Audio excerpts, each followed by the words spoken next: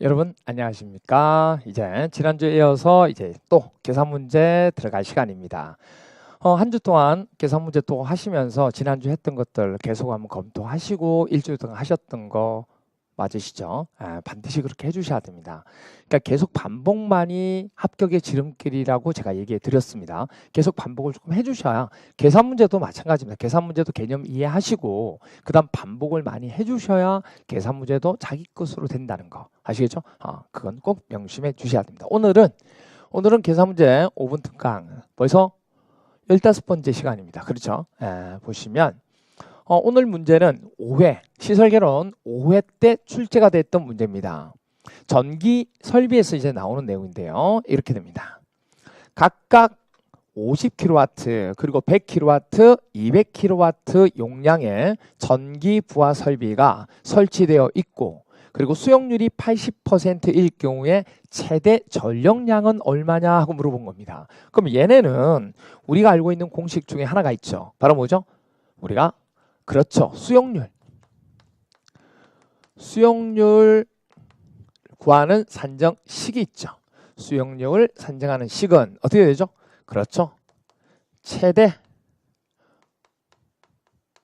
수요 전력 또는 사용 전력이라고 얘기합니다. 거기에다가 뭐죠? 부하 설비 용량,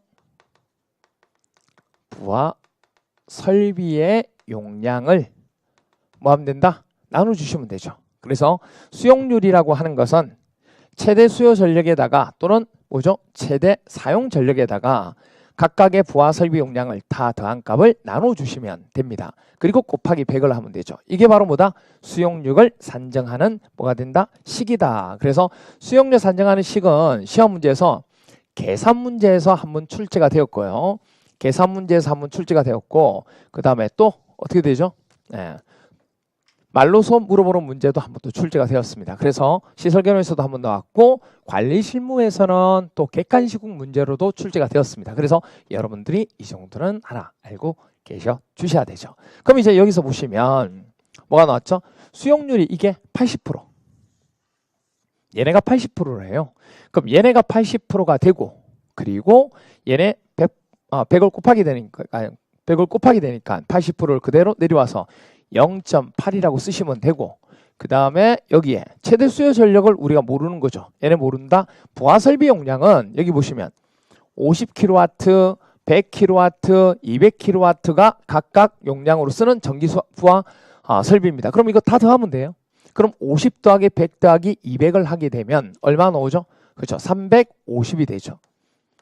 그러면 350이 되고 얘네를 구하세요 하고 물어보면 350이 넘어가면 되죠. 그럼 350에 얼마? 0.8을 곱하면 된다는 얘기예요. 간단하죠. 어렵지 않습니다. 그러니까 이렇게 생각하시면 되죠. 자 보세요.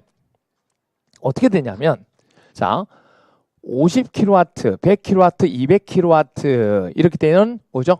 용량의 전기 부하 설비가 설치되어 있고 이 중에서 내가 제대로 수용할 수 있는 비율이 몇 프로다? 80%만큼 수용하겠다는 얘기예요. 그럼 80%만큼 수용한 게 최대 전력량이 되는 거예요. 이게 곧 이게 된다고요. 아시겠어요? 그러면 얘네를 다 뭐하면 된다? 더하면 되죠. 다 더한 값이 얘네 더하고 얘네 더하고 더한 값이 얼마다? 350이다. 그러면 그 350kW의 80%를 사용하는 게 받아들인 게 그 바로 최대 전력량이란 얘기예요. 그럼 여기다가 80% 0.8만 하시면 돼요. 꼭 공식 아니더라도. 그런데 이 식 자체가 시험 문제에서 출제가 되기 때문에 얘기를 하는 겁니다. 아시겠죠? 그래서 이렇게 곱하면 곧 얼마가 나온다?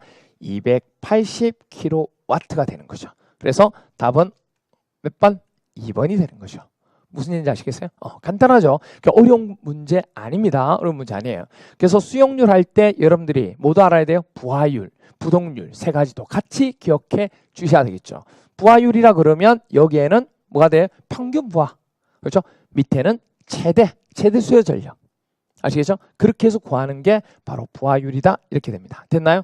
그렇게 한 거 꼭 기억해 주시면 되겠습니다. 그러면 여러분들이 일주일 동안 이제 공부를 좀 해보셔야 되잖아요.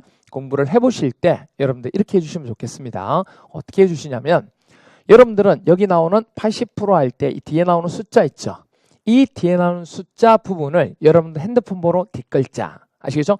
핸드폰 번호 뒷글자를 여기다 집어넣으시면 돼요. 1이면 1, 2면 2, 3이면 3 이렇게 집어넣어서 계산을 해서 여러분들 뒤에다가 제가 올리면 댓글을 남겨주시면 되겠습니다. 아시겠죠? 그게 어려운 거 아니니까 충분히 가능하리라고 생각합니다. 되게 간단한 문제니까. 아시겠죠? 그래서 꼭 일주일 동안 한번 생각해 보시고 5회 때 나왔기 때문에 시설개론에도 나올 수 있고 관리실무에도 출제가 될 수 있다. 그 얘기입니다. 아시겠죠? 꼭 일주일 동안 생각해 주시고 그 다음 문제도 변경해서 댓글도 남겨주시면 되겠습니다. 됐죠? 오케이. 그럼 오늘 여기까지 제가 정리하도록 하겠습니다. 지금까지 신명이었습니다.